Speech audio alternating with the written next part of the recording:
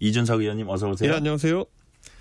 워낙 저희 이제 그 제작진 얘기 들어보니까 저녁 일정이 워낙 빡빡하셔가지고 예. 출연 날짜 잡기가 되게 쉽지 않았다고 하는데요. 예. 오늘 출연하실 수 있는 게 저녁 장소가 여의도라고 제가 긴급 정보를 입수했습니다. KBS 앞에 한 20m 위치에서 저녁 약속이 있어가지고 바로 여기 그냥 걸어 나가시면 되네요. 그렇게 됐습니다. 예. 자, 다양한 인사들과 여러 주제 놓고 말씀 나누실 거다 이런 생각 이제 요즘 그렇게 지내실 거란 생각 해보는데 사람들 만나면 요즘 가장 많이 듣는 얘기 어떤 얘기 가장 많이 들으십니까? 글쎄요. 아직까지도 동탄 선거에서 이긴 거 축하한다라는 얘기를 많이 합니다. 아직도요? 예. 사실 그게 지난 선거가 어떻게 보면 개표 방송이 일방적으로 야권이 우세한 선거다 보니까 보자마자 텔레비를 끄신 분들도 있다고 해요. 출구조사 나오자마자. 아, 그래요? 그런데 나중에 손에 땀을 쥐는 그 동탄 선거 개표가 있어가지고 다시 TV 켰다라고 하는 분들이 있더라고요. 그래서 저는 그럴 의도가 전혀 없었지만 이번에 많은 국민들이 동탄에 대한 관심을 더 많이 가지시게 된 계기가 아닐까. 그러니까요. 동탄 동네 인지도는 엄청 높아졌습니다. 그러니까요. 예. 거기가 되게 이렇게 팽창한 도시고 젊은 세대들이 많이 사는, 젊은 신혼부부 많이 사는 세대고 그래 여러 가지로 의정 활동하시는 데 있어서도 의미가 있을 것 같아요. 그 지역이. 동탄에게도 제가 동탄에서 굉장히 많은 혜택을 받았고 동탄도 이준석으로 인해 가지고 좀 더 발전하길 바라는 윈윈하는 그런 상황이 되길 바랍니다. 네, 동탄 그쪽 교육이나 이쪽도 많이 신경 쓰고 계시다고 제가 들었고요. 자, 그 전국의 몇 가지 주요 현안들 좀 짚어볼게요. 민주당을 중심으로 한 야권이 네 번째로 발의한 해병대원 특검 법안에 개혁신당은 참여하지 않았습니다. 어떤 문제가 있다고 본 겁니까? 저희는 사실 해병대원 특검법에 대해서는 항상 찬성입니다. 그런데 이 버전에 따라 가지고 조금씩 내용이 다르긴 한데요. 이번에 민주당이 주도한 이 안 같은 경우에는 한동훈 대표의 안을 그대로 받겠다라는 그런 슬로건을 걸었지만은 실제로는 안 해보면은 4명을 대법원장이 추천하면은 그 중에 야권에서 2명을 고른다. 그리고 그거를 대통령에게 추천한다. 그리고 또 만약에 4명 추천했는데 마음에 안 들면은 재추천을 요구한다. 뭐 이런 식의 조항이 들어있어가지고 한동훈 안 같이 생겼지만 사실 한동훈 안은 아닌 뭐 약간 그런 상황인 겁니다. 무늬만 한동훈 안. 그래서 저는 이게 오히려 한동훈 대표에게 안 받을 명분을 주는 거 아니냐. 이럴 바에야 그냥 어차피 한동훈 대표 입장에서는 지금 받기 어려운 상황이고 뭐 받으면 좋은 거고 그래서 대법원장 추천만을 명시해가지고 법을 내면은 저희 개혁신당도 기꺼이 동참했을 겁니다. 근데 이게 좀 여야가 모두 다 정치를 대범하게 해야 되는데 이게 한동훈 안을 받는 모양새인데 내용은 한동훈 안이 아닌 거 이거는 개혁신당이 좀 동참하기 어렵다. 근데 이 법안이 표결 올라오면 표결은 저희는 찬성할 겁니다. 어떤 식으로든 특검법이 가는 게 중요하다 생각해서. 자, 근데 그렇다면 개혁신당이 생각하는 이와 관련한 해법은 어떤 거예요? 저는 뭐 3자 추천을 한다 하더라도 대법원장도 사실 아무리 성향을 우리가 판단하지만은 그래도 명예가 있는 분입니다. 저는 대법원장이 국민들의 열망을 뒤로 하고 수사를 뭉갤 사람을 추천할 것이다. 이런 생각하지 않습니다. 그거는 혹시 야권에서 그렇게 우려하시는 정치인이나 국민들이 있다면요. 너무 기우에 가까운 겁니다. 그렇기 때문에 저는 대법원장의 3자 추천을 신뢰하고 최대한 신속하게 이 특검이 이루어질 수 있도록 하는 안을 지지할 것 같습니다. 자, 정부가 국민연금 개편안을 내놨습니다. 어떻게 보면 그 공이 이제 국회로 넘어온 건데요. 정부 국민연금 개편안 뭐 이렇게 내용은 복잡하지만 앞으로 더 내고 지금만큼 받는다. 그리고 청년 세대 형평성을 좀 고려했다는 등으로 이제 요약이 될 수 있을 것 같은데 공이 이제 국회로 넘어오면 여야가 좀 절충점을 찾을 수 있을까요? 저는 어려울 거라 봅니다. 그러세요? 각자 표 계산을 이제 돌리면서 여기서 각자 대변하는 세대들의 이익을 고려하려고 할 텐데요. 저는 대통령께서 지금 이 백화점식 개혁안들을 다 이렇게 내놓는 것보다는 하나씩 이제 매듭을 짓고 가는 모습이 중요하거든요. 그런데 지금 의정 갈등이 이 메인 간판에 올라와 있는 상황 속에서 국민연금 개편안이 대중의 주목을 받을 것인가. 대중의 주목을 받지 못한 상황에서는 논의가 되어도 사실 이게 국민적 합의를 이끌어내기 어렵거든요. 그래서 저는 조금은 좀 묵혀두지 않을까 생각합니다. 예를 들어서 모수, 구조 다 있는데 모수만이라도 하는 것도 아니고 이제 다 하는 거거든요. 그럼 더더욱 어렵다. 모수는 사실 어떤 숫자를 근거로 하냐가 중요하거든요. 근데 이 모수를 따질 때 가장 중요한 게 앞으로 출산율 통계나 이런 게 어떻게 될 것이냐. 기존의 출산율이 유지될 것이냐 아니면 개선될 것이냐 아니면 더 안 좋아질 것이냐. 이런 거에 따라서 모수는 계속 변합니다. 근데 모수만 개혁해가지고는 이번에 개혁을 했다 하기 어려울 겁니다. 그러니까요. 그래서 근본적인 구조가 개혁이 돼야 되는데 그거에 대해서 지금 여야가 관심이 있어 보이진 않습니다. 지금 워낙 의정 갈등도 있고 무슨 해병대원 특검법도 있고 큰 현안들이 있기 때문에 이게 공은 국회로 넘어온 모양새지만 이게 집중적으로 논의하긴 쉽지 않을 거다. 그렇습니다. 그래도 뭐 특위를 차려서 이제 얘기하자 이런 얘기들이 나오겠죠. 네네. 자, 윤석열 대통령이 어제 경기도 의정부에 있는 한 응급실을 찾았습니다. 의정 갈등이 장기화된 양상 속에 응급 의료 현장 이제 방문한 건데, 자, 윤 대통령의 현장 방문 어떻게 평가하십니까? 대통령이 현장을 방문하셨는데 뒤에 배경 사진을 보면 제가 약간 당황했던 것이 어땠죠? 환자가 없더라고요. 아, 그런가요? 예. 이게 사실 닭이 먼저나 달걀이 먼저나처럼 의사가 없어서 환자가 없는 건지 아니면 진짜 환자가 없어가지고 상황이 좋은 건지는 모르겠지만은 적어도 우리가 지금 듣고 있는 현황과는 좀 다르지 않습니까? 그래서 저는 그 사진 한 장도 약간 현실감이 떨어진다. 대통령께서 그렇게 오늘 방문하신 게 이 사태 해결에 뭐 일정한 영향은 있겠지만은 결정적인 영향은 없을 것이다 이런 생각합니다. 네. 자, 의정 갈등 해법, 해병대원 특검법 등과 관련해서 이제 한동훈 대표의 뜻이 관철되지 못하는 모양새입니다. 예를 들어서 의료 공백 해법 관련해서 여야 대표가 만났잖아요. 그래서 한동훈 이재명 대표가 뭐 어느 정도 이게 당장 응급한 상황이나 이런 것들은 우리가 대처해 나가자 이런 뜻을 모았는데 오히려 당정 간에 이제 간극이 있어 보입니다. 이 상황은 어떻게 파악을 하고 계세요? 한동훈 대표 입장에서는 지금 윤석열 대통령과 차별을 해야지만 본인이 정치적으로 무슨 동력이 생긴다고 생각하는 것 같습니다. 네. 어느 정도 맞는 얘기죠. 뒤집어 말하면 이런 겁니다. 제가 정의당 분들과 예전에 교류를 해보면요. 정의당 분들이 굉장히 밥 먹으면 많은 시간을 할애하는 게 뭐냐면은 이 대표 정의당이랑 진보당은 달라 이걸 설명하려고 했습니다. 거기는 뭐 NL이고 우린 PD야 뭐 이러면서 시작해가지고 많은 얘기를 하거든요. 근데 다 듣고 나면 저는 알겠는데 별로 관심 없는데요 이래요 제가. 저는 소위 말하는 그 진보 진영과 반대 방향에서 정치해온 사람으로서 아무리 설명해도 초록은 동색처럼 보이거든요. 하지만 한동훈 대표가 굉장히 고심을 겪는 부분이 뭐냐면요. 본인은 아무리 뭐 정책적 스탠스 이런 거로 각을 세우려고 해도요. 그냥 멀리서 이 정권에 대해서 부정적으로 생각하는 국민들이 보면은 검사 1과 검사 2거든요. 그러니까 그게 지금 구조적으로 안 되니까 짜증이 나겠죠, 지금. 근데 실질적으로 예를 들어서 우리가 하나 딱 짚어서 그 해병대원 특검법 일단 하나 볼게요. 두 가지 다 한번 짚어볼게요. 해병대원 특검법 같은 경우에 한동훈 대표는 어떤 식으로든지 하고 털어내야 된다는 생각을 갖고 있는 것 같습니다. 그렇기 때문에 전당대회 그 과정에서 그 얘기를 했고요. 근데 이제 당의 당대표 취임하고 나서 보니까 당내 사정이 이게 녹록치가 않고 그 이전에 나왔던 그 패널 말씀도 뭐냐 하면 이게 국민의힘 안에서 딱 던져졌을 때 거기에 대한 어떤 분열적 요소가 너무 강하기 때문에 그 여권 내에서 그래서 이게 함부로 나가기 힘들 거다라는 관측을 하거든요. 그렇게 보세요. 저는 한동훈 대표가 고민이 많은 것 같은데요. 그 제가 한 가지 단언할 수 있는 거는 한동훈 대표의 정치적 힘이라고 하는 거는요. 당선된 날이 제일 셀 겁니다. 저 당대표 당선된 날이 제일 세고요. 지금부터 단조 감소할 겁니다. 계속 내려갈 거예요. 조금씩. 그러면은 가장 힘이 좋을 때 그런 변화를 시도해볼 수 있는 건데 이것저것 재다 보면은 나중에 이제 사람들이 파악해버리거든요. 야, 저 사람 하는 거 보니까 용두삼이다. 처음에는 막 큰 구호로 치고 달리다가 나중에 가니까 슬그머니 빼는 타입이더라. 그럼 다음번에 다음번에 아무리 용같이 외치면서 뭘 시작해도요. 야, 저거 한 달만 기다리면 또 뱀꼴이 되는 거 아니야? 아무도 안 따릅니다.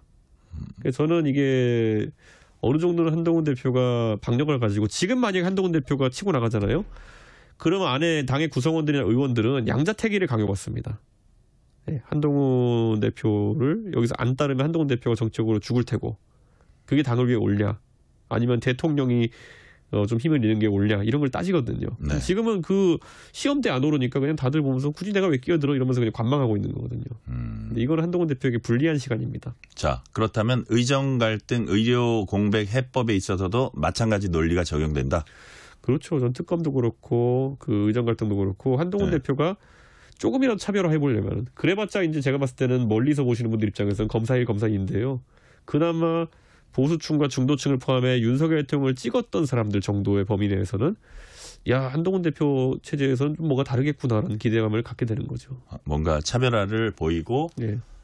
우리 이준석 의원님 보기에는 승부수를 던져야 된다. 만약에 민심이 그 한동훈 대표가 보고 있는 그런 거라면 자, 그 용기를 갖고 승부수를 던져야 된다. 그렇죠. 지금 한동훈 대표는 본인이 뭐 대단한 결단을 지금 하지 않는 것처럼 이제 하는 거 고민하는 것처럼 보이겠지만은 우리 사회 지도자들은 훨씬 큰 결단도 많이 했습니다. 예. YS 대통령 같은 경우에는 정말 주변과 상의 없이 금융실명제 같은 거 터뜨리잖아요. 네. 예.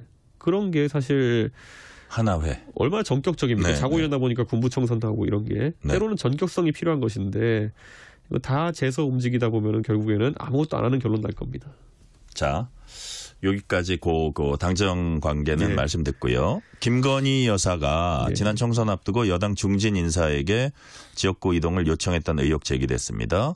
뭐 김영선 전 의원에게 지역구 창원을이 아니라 김해 갑으로 옮겨 출마할 것 요청했고 실제로 뭐 지역구 옮겼지만 컷오프 됐다. 뭐 그래서 야당에서는 당무 개입 아니냐. 뭐 이런 이제 의혹을 제기하고 있고요.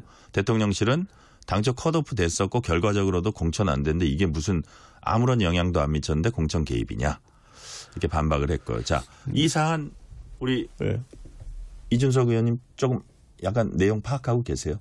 제가 잘 아는 편이죠. 근데 이제 김해 가부이라는 지역구가 그때 아무도 안 가려고 하던 지역구 중에 하나였습니다. 아, 그래요? 네. 그러니까 쉽게 말해서 민주당이 되게 센 지역구군요. 그렇죠. 그래가지고 저는 김영선 의원을 김해 갑으로 가라고 하는 거는 그거는 김영선 의원 입장에서도 받기 어려운 제안이거든요. 아, 그래요? 네, 그 내용이 좀 제가 봤을 때는 뭐 우선 그래서 좀 다르게 보이는 것도 있고 이건 있습니다. 이제 보면 그러면은 김건희 여사가 공천에 어떤 식으로든지 뭐 의견을 제시하는 게 문제가 아니냐 이렇게 볼 수 있는데요. 사실 이거는 그 텔레그램 캡처라고 하는 것이 그걸 본 사람들이라면은 그 내용이 있다 하더라도 앞뒤에 어떤 내용이 있었냐에 따라서 완전 다르게 느껴질 겁니다. 아, 그래요? 예를 들어 그런 대화를 공천을 창원에서 받기 어렵게 된 김영선 의원이 먼저 걸었다면은 그것도 다른 것이고 아니면 김건희 여사가 오히려 창원에 본인이 꽂고 싶은 사람이 있어가지고 먼저 이동하라고 했으면 그건 또 다른 얘기고 뭐 무수히 많은 버전이 존재할 수 있는 거거든요. 적어도 제가 아는 한에서는 그 캡처된다는 한 장만으로는 판단하기 어려운 그런 변수들이 많았던 상황이다. 지금 뭐 둘이 어떤 커뮤니케이션을 했다고 해서 이게 무슨 뭐 당무 개입인 이렇게 단정 지을 사안은 아니다. 여러 가지 상황이 있을 수 있다 그런 말씀이시죠? 그러니까 이런 거잖아요. 김영선 의원하고 김건희 여사가 사적인 텔레그램을 주고받는 것이 문제냐? 그건 아닐 거거든요. 네. 근데 여기서 이제 공천 개입에 해당하는 것이려면 몇 가지 조건이 충족돼야 되는데 과연 그건가에 대해서 확신할 수 있는 상황은 아닐 겁니다. 만약 실제 텔레그램 확인하면. 그러니까요. 그리고 여튼 근데 이거 제가 이 얘기 아침에 하니까 무슨 뭐 김건희 여사 역성을 드는 거냐 이런 얘기 하는데 기우제랑 정치는 좀 다릅니다. 김건희 여사에 대한 대중적인 인기가 안 좋다고 해가지고 제발 문제가 있었으면 좋겠다라고 생각하는 마음과 정치인이 정치에 대해서 얘기할 때는 제가 김건희 여사에게 좋은 감정이 그렇게 많겠습니까? 근데 객관적으로 얘기해야 된다. 근데 이게 속된 말로 말이 되는 얘기냐 건이 되는 얘기냐는 제가 알고 있는 한계선에서 판단하기에는 확정적으로 얘기하기는 어려운 측면이 있다 정도는 얘기해야 되는 거죠. 그러니까요. 자, 요 얘기는 한 요 정도 하고요.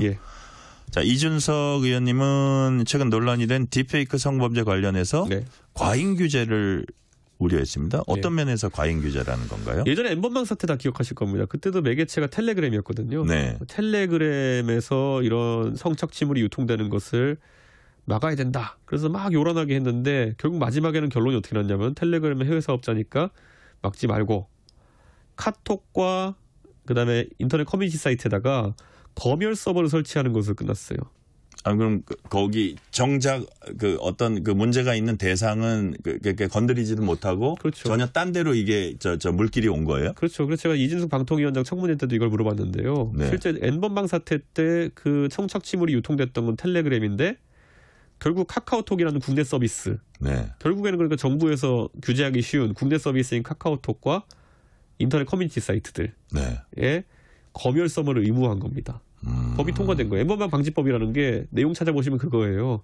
그러니까 생각해보시면 아마 지금 청취자분들도 깜짝 놀랐을걸요. 내 카톡 보내는 게 정부의 검열 서버에 들어간다고?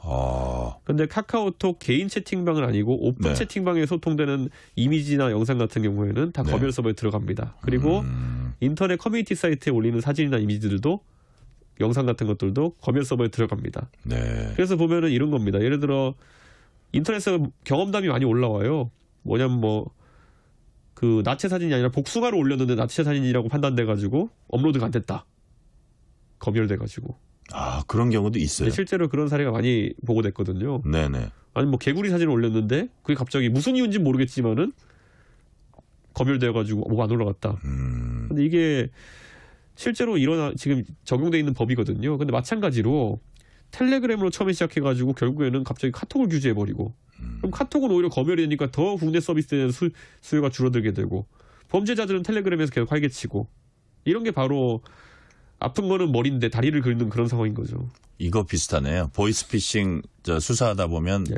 그 정말 주범이나 그 총책은 잡지 못하고 그렇죠. 결국은 배달하는 운반책들이 잡히죠. 운반책들 잡히고 그걸로 몇 명 잡았다고 검거 실적 얘기하거든요. 그렇죠. 그러니까 저는 지금 상황 속에서 우리가 이제 보면은 이런 사건이 터지면은 사실 이번에 그런 딥페이크 음란물을 주변 사람에 대해서 제작한 거는 사실 국민 공분을 살 만한 내용 아닙니까? 네네.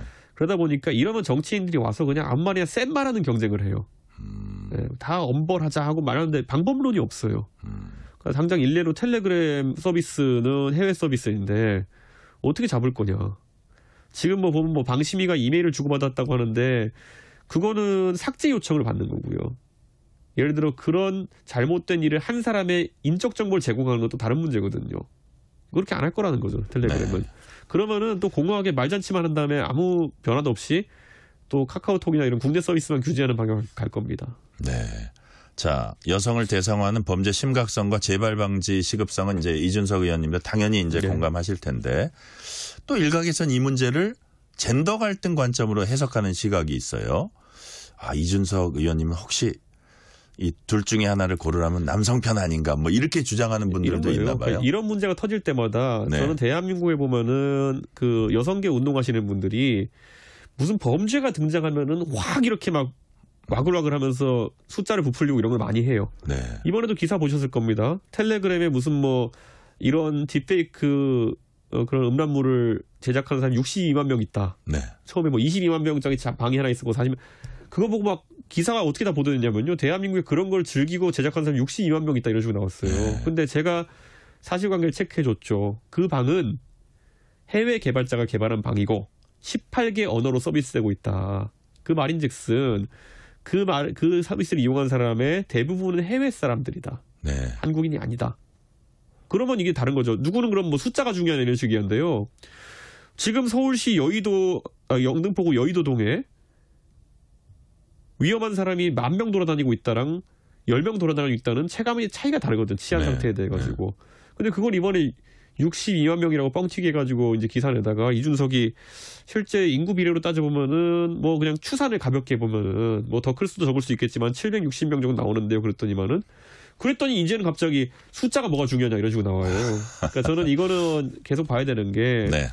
이거 만약에 이거 계속 일 키우고 이러면 또 뭐 그 여성계 운동 하시는 분들 입장에서는 본인들이 또 발언할 기회도 많아지고 하기 때문에 그러겠지만은 적어도 국민 불안을 필요 이상으로 증폭시키는 건 옳지 않다. 네. 그런 생각입니다. 네. 자, 어제는 민주당, 오늘은 국민의힘 교섭단체 대표연설했습니다. 각각 원내대표가 대표연설했는데 네. 요점은 바로 상대방 네 탓이다. 바로 이거거든요. 대한민국 정치가 지금 이 모양인 것은 바로 당신 탓이다라고 이제 서로 이제 네. 손가락질을 했어요. 이 상황은 어떻게 평가를 하십니까? 저는 뭐 두 분 다 그냥 뭐 프롬프터 앞에 띄워놓고 읽으신 거니까 저는 그냥 누가 그냥 잘 쓰는 글 두 편을 만들어 줬구나 이런 생각이고 뭐 내용은 다 제가 공감할 수 있는 부분이 있었습니다. 그 뭐 여당은 야당 탓하고 야당은 여당 탓하는 그런 분위기긴 했지만은 네. 저는 그런 생각해요. 거꾸로 그러면은 야당은 야당이 지금까지 그럼 언급한 철학대로 다 그럼 계속 국회를 운영할 수 있겠냐? 여당은 여당이 하겠다고 했던 것들 오롯이 할 수 있겠냐? 아닌 것 같거든요. 네.